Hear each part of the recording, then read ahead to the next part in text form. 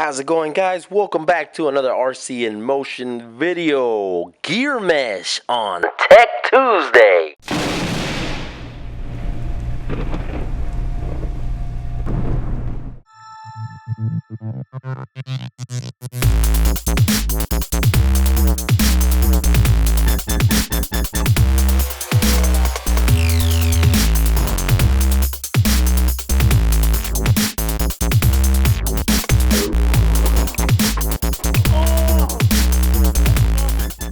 How's it going, guys, and welcome back to another RC in Motion video. Today on Tech Tuesday we are discussing gear mesh. Now, why gear mesh is so important?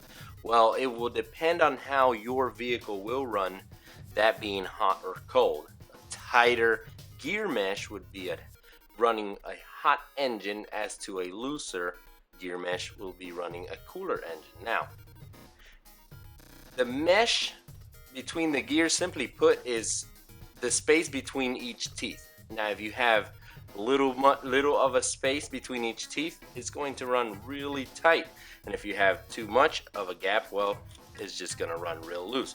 And today I'm going to show you the proper way, well, what's worked for me throughout the years when meshing your gears. So that's what I'm going to show you today, and the tools that we will need is whatever size your motor screws are. In my case, they are 2.0, 2 millimeters, and a piece of paper, believe it or not, just a regular piece of paper that we can mesh the gears with. Now, with your gear mesh, you want to take into consideration that you want to have somewhat of a play between both gears.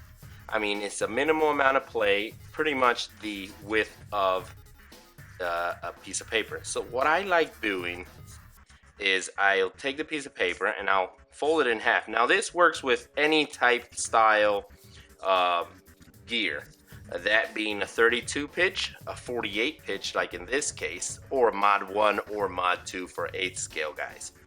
So this is what I do for 48 pitch. It works, like I said, it works as well with mod 1, mod 2, and 32 pitch. So what I do is I bend it in half, okay, and I slide it through. Okay, and I slide it through, and I try to find where the gears mesh, and I'll tighten it slightly. I'll push it in, okay, I'll push it in, and make sure they make a semi-bond to where they both turn. Okay, so right there I'll tighten it. I won't tighten too tight on the I won't push too hard on the motor. I won't pull too hard either. And I'll tighten it there. Now, if my mesh is correct, both gears should move together when I remove the piece of paper. And as you can see, you can tell by the imprint how tight or how loose is your gear mesh. So if we look here, we can hold one gear, and the other we have somewhat of a play.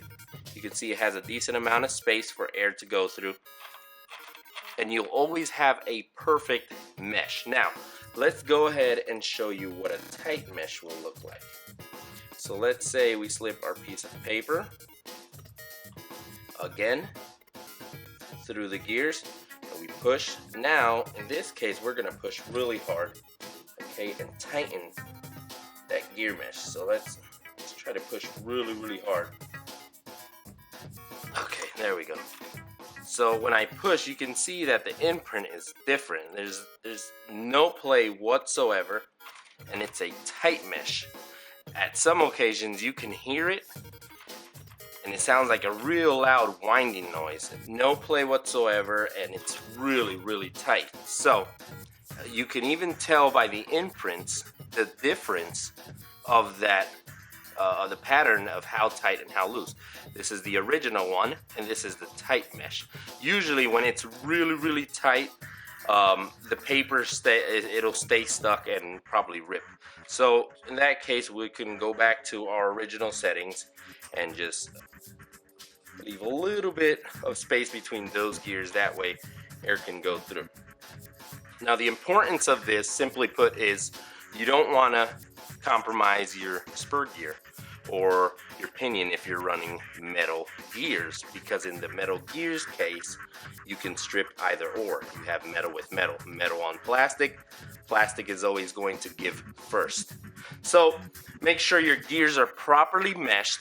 That way your hardware and your RC car can last a little bit longer and you don't have to spend money on spur gears or pinions in the case of metal on metal. So I hope you guys learned something today on meshing gears for Tech Tuesday. Something real quick, something simple that has worked for me, and hopefully it works for you. As always, guys, thank you for liking, sharing, and subscribing. Stay tuned for more updates on Tech Tuesday.